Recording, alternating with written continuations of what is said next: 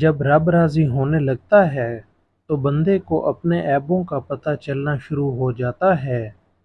اللہ کو منانا بہت آسان ہے، ایک سجدہ اور چند آنسوں، بس وہ دو جہاں کا بادشاہ راضی ہو جاتا ہے۔ فضول باتوں سے دو لوگ ہی بچ سکتے ہیں، ایک علم والا، دوسرا ذکر والا۔ چار خوبیاں انسان کو باکمال بناتی ہیں: ٹھنڈا دماغ، میٹھی زبان، نرم دل اور چہرے پر مسکراہٹ۔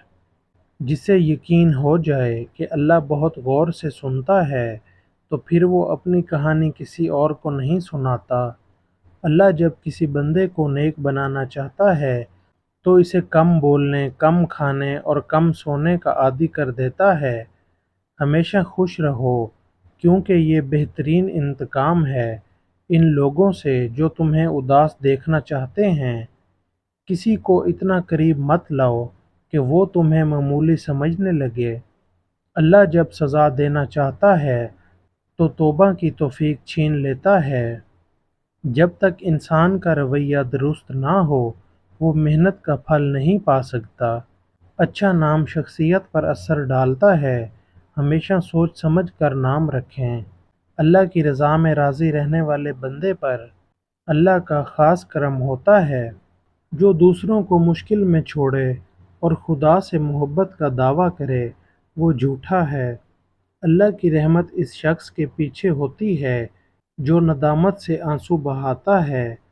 اللہ کی طرف ایک قدم بڑھاؤ، وہ تمہاری طرف 10 قدم بڑھاتا ہے۔ اکیلا ہونے کی سب سے اچھی بات یہ ہے کہ جب تم روتے ہو تو تمہیں صرف اللہ سنتا ہے۔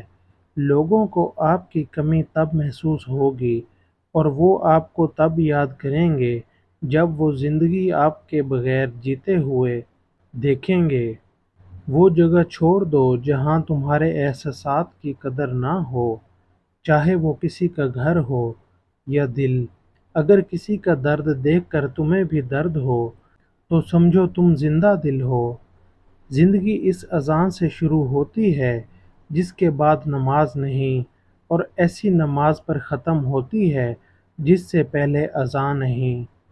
ہر کسی کو تنقید کا حق ہے، لیکن اپنی غلطیوں پر بھی نظر ہونی چاہیے۔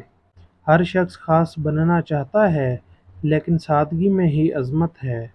اندھیری رات میں جیسے ستارے چمکتے ہیں، ویسے ہی نیک عورت سے گھر روشن ہوتا ہے۔